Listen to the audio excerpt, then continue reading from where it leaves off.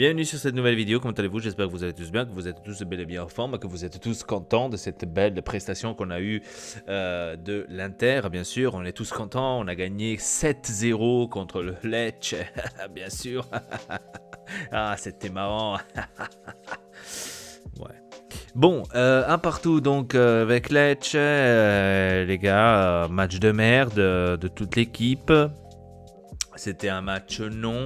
C'était un match que ça ne devrait pas fonctionner. C'est un match que rien n'a fonctionné.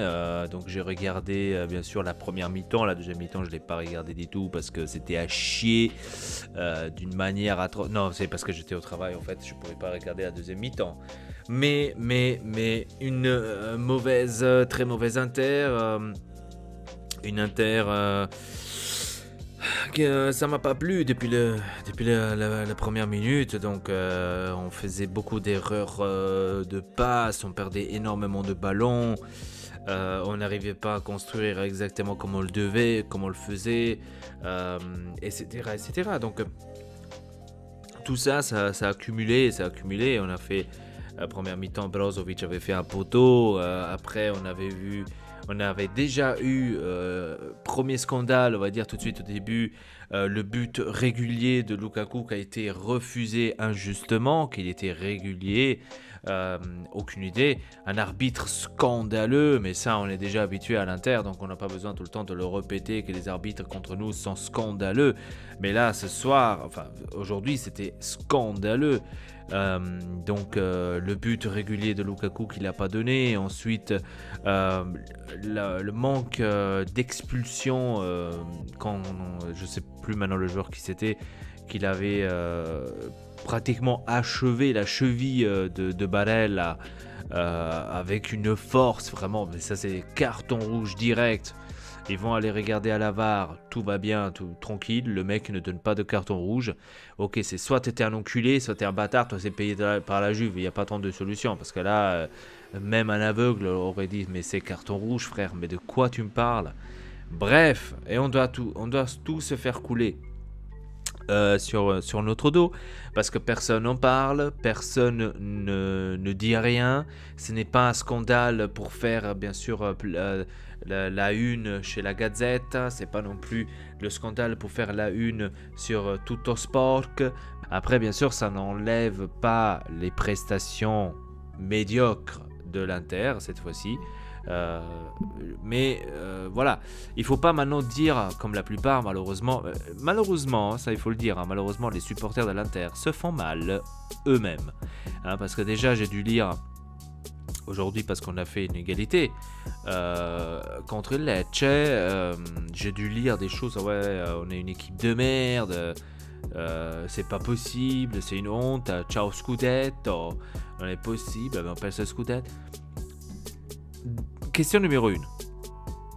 Qui a parlé qu'on allait gagner le Scudetto? Déjà, question numéro 1. Comme ça, à l'arrache. Question numéro 2.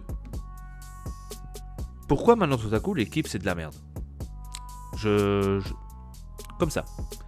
Jusqu'à hier tout allait bien, maintenant qu'on a fait égalité contre Lecce, et que d'ailleurs la Juve avec le grand Cristiano Ronaldo a fait aussi un partout à Lecce. Pourquoi maintenant notre équipe est devenue nulle comme par hasard? Bizarre, hein? Tout à coup tout le monde est à chier. Ok, donc ça c'est les choses pourquoi je dis le supporter, enfin les supporters de l'Inter se font mal eux-mêmes, parce que c'est justement à cause de ces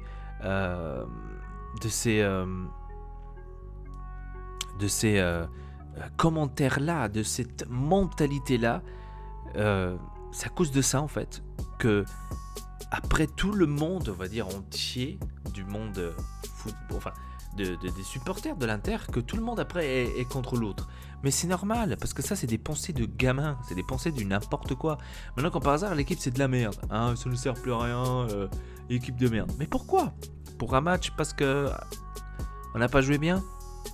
c'est comme ça, les gars. Il y a des matchs qu'on ne peut pas tout simplement les jouer comme il faut. Et là, c'était un match, on va dire, qu'on n'a pas bien joué. C'était, je pense, l'un des pires matchs depuis l'arrivée de Conte. Je crois que c'est l'un des plus pires qu'on a joué. Voilà, donc les Lecce, il a profité, et il a profité de la situation, surtout sur le but qu'ils ont fait 5 minutes après le nôtre. C'est tout simplement une désattention du défenseur, hein, des défenseurs, que j'ai vu Skriniar qui a raté le ballon, et je crois que c'était Bastoni. Donc les deux qui ont raté tout simplement le ballon, qui ont fait filer le joueur entre eux. Voilà, donc erreur défensive de Skriniar à ce point-là. Mais là, on parle, ou parce qu'on ne parle pas parce que c'est Skriniar et tout le monde veut le défendre. Parce que quand on fait les erreurs aussi Skriniar, il faut qu'on en parle aussi. Et là, c'était largement une erreur de Skriniar. Donc les gars, ne venez pas maintenant me dire « Ouais, mais Skriniar, on peut pas, etc. » Skriniar, il faut en parler aussi quand il fait des erreurs, ou pas. Voilà. Biraghi, pour moi aussi, c'était pas tellement top. Hein. Donc tout de suite au début, il y a eu une action de Lecce. S'il aurait mieux concrétisé, ça aurait été un but. Et ça, c'était la faute de Biraghi qui avait laissé passer tout simplement le joueur de côté latéraux pour qu'il puisse centrer. Donc c'était une faute de Biraghi et c'était pas la première. Il fait énormément de fautes. Il a fait énormément passer les joueurs. Il a fait énormément ça. Bref, en tous les cas, comme je vous ai dit, dites-moi dans les commentaires qu'est-ce que vous avez pensé de ce match. Dites-moi aussi si vous croyez qu'on va arriver encore à la Juventus.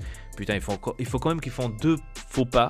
C'est-à-dire il faut qu'ils perdent 2 matchs et nous qu'on gagne 2 matchs pour qu'on puisse le redépasser. C'est bon à penser, tu vois, c'est incroyable. Bref, sur ce, je dis simplement merci beaucoup de regarder cette vidéo. Abonnez-vous à la chaîne Ortex et Elpa. Laissez un petit like. Et sur ce, je vous dis à très bientôt pour une nouvelle vidéo. Votre Elpa, triple peace.